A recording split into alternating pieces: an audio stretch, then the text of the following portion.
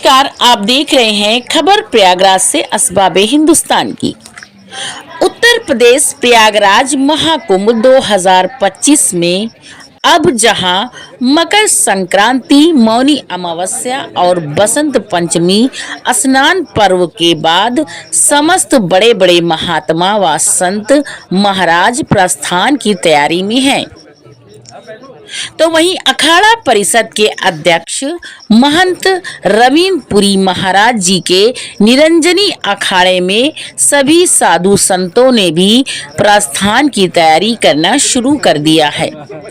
सनातन धर्म में पूर्ण रूप से विलीन महंत श्री रविंद्रपुरी महाराज जी ने एक वार्ता में कहा, मौनी अमावस्या पर जो भी श्रद्धालु आहत हुए हैं, सरकार के तरफ से पूर्ण रूप से व्यवस्था रही है, परंतु प्रयागराज में करोड़ों श्रद्धालु आए हैं, उसमें कुछ कच्छाधारी आ जाते हैं, हल्ला गुल्ला करते हैं, उसमें हमारी माताओं और बहनों को धक्का मुक्की करते हैं, जो भगदड़ का कारण बन गया।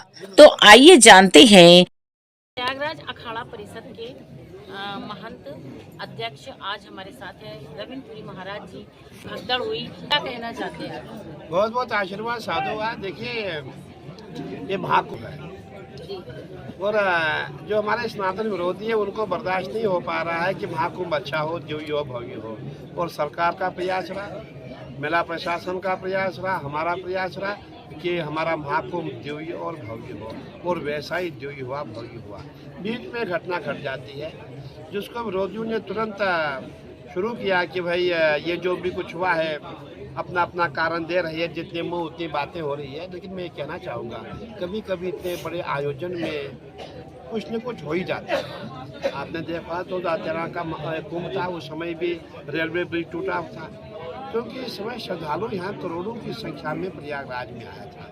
और ऐसा भी पता लगा कुछ कच्छाधारी उस बीच में आ जाते हैं, हल्ला गुल्ला करते हैं, हमारी माताओं बहनों को धक्का देते हैं, और वो धक्का ही भगदड़ का कारण बन जाता है। मैं ये कहना चाहूँगा, जो जांच हो रही है, जितने सीसीटीवी है सभी में देखा जाए वो कच्छाधारी कौन थे, उनकी जांच हो, कहाँ से आए। इसीलिए अभी हमें जल्दबाजी नहीं करनी चाहिए, हमें धैर्य रखना चाहिए। और सरकार अपना काम कर रही है, और जो भी दोषी होंगे उनको कठोर से कठोर सजा दी जैसे बाबा बागेश्वर जी का कहना है कि मोक्ष को प्राप्त हुए हैं, तो क्या आप भी महाराज हैं? देखिए अपने अपने व्यू होते हैं। मैं भी कहना चाहूँगा कि ये बात तो सत्य है। जब हम किसी जो हमारा जो जैसे स्थल है प्रयागराज, तीर्थ स्थल है, जब तीर्थ स्थल पे कोई मृत्यु होती है, ऐसा माना जाता है कि हमें मोक्ष की प्राप्ति होती है।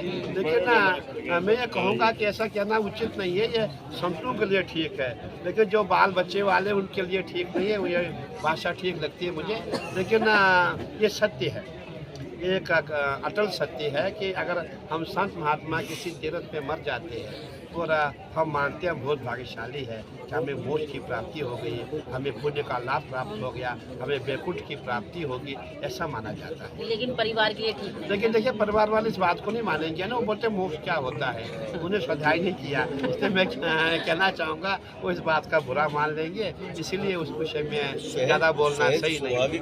हाँ, आपने जो समझाया ठीक समझाया कि भाई परिवार के लिए मोक्ष की प्राप्ति उनके लिए नहीं समझ में, क्योंकि वो बच्चे हैं, उनके भाई है, सब है, वो सब रो रहे हैं। कल आपके प्रधानमंत्री हम लोगों के नरेंद्र मोदी जी आ रहे हैं, उन पर आप क्या प्रकाश डालना चाहिए? देखिए, आपने देखा होगा जब मेले की शुरुआत हुई थी, उस समय भी हमारे माननीय प्रधानमंत्री जी हम सबको बुलाए थे, हमसे आशीर्वाद लिया था, उसके पश्चात गंगा पूजन हुआ था। और अब सुनने में आया कल और हमारे माननीय प्रधानमंत्री जी आई हुई है, बहुत अच्छी बात है, क्योंकि ऐसा प्रधानमंत्री हमने पहली बार देखा है। ना भूतो ना भविष्यति, न पहले देखा ना आगे कोई होगा, ये हम बिल्कुल यकीन के साथ कह सकते हैं। और अगर आप हमसे पूछेंगे, मैं ये कहना चाहूँगा, भारत में पहला हिंदू प्रधानमंत्री नरेंद्र भाई मोदी है।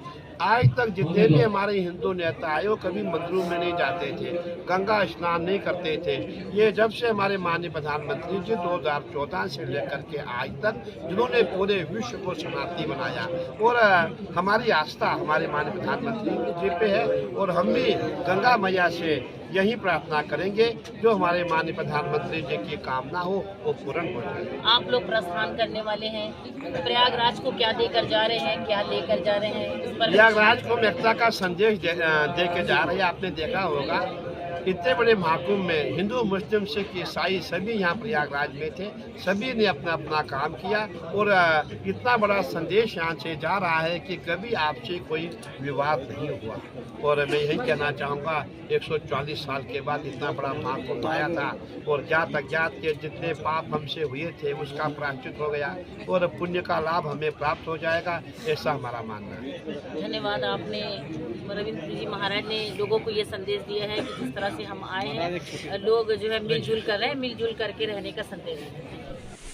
सभी खबरों को देखने के लिए जुड़े रहिए असबाबे हिंदुस्तान न्यूज चैनल से।